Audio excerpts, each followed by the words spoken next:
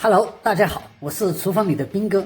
今天我用傻瓜式的烹饪方法来做一盘西式的麻婆豆腐，让我们开始吧。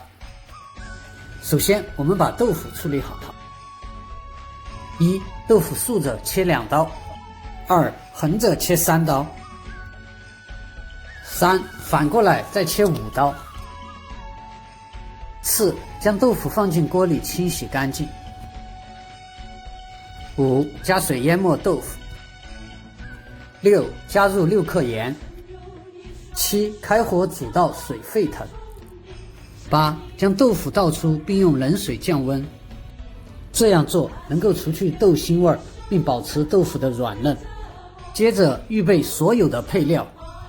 9、牛肉末60克放入水中打散。10、倒入漏勺中滤水备用。11、用锅烧水 0.5 升。12、水开后放入鸡汤1块。13、玉米粉6克。14、加水20克拌匀。15、姜20克切碎。16、蒜3瓣切碎。17、葱5克切碎。18、油30克。19、酒5克。20、辣椒粉15克。21、辣椒酱20克。你喜欢什么辣椒酱都可以用。22、生抽20克。23、白糖10克。24、胡椒粉6克。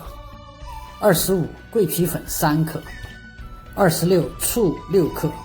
27、盐3克。这样预备佐料，炒菜时才顺利。28、开火放不粘锅。29、倒油。30、倒入肉末，用小火将肉末炒干。这时候要有耐心，起码要炒5分钟以上。31、倒酒翻炒。32、倒辣椒粉翻炒。33、倒入姜蒜翻炒。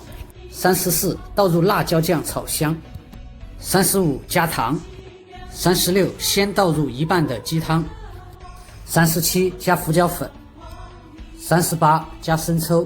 39、加醋。40、加桂皮粉。41、水开后煮1分钟，把香味煮出来。42、倒入豆腐。43、倒入剩余的鸡汤。44、水开后用小火煮1分钟。45、加1勺玉米粉水。46、再煮3分钟。47、再加2勺生粉水。48、继续煮2分钟。49、尝试汤汁味道并用盐或糖调和。50、倒入剩余的生粉水。51、拌匀后出锅。52、撒葱花。53、开启暖光。54、拍照并纪念。55、回顾做菜窍门。OK， 今天的视频就到这里。喜欢吃豆腐的同学们，记得帮兵哥点个赞哦，不要打空手走哦。谢谢各位的捧场，我们下次视频见。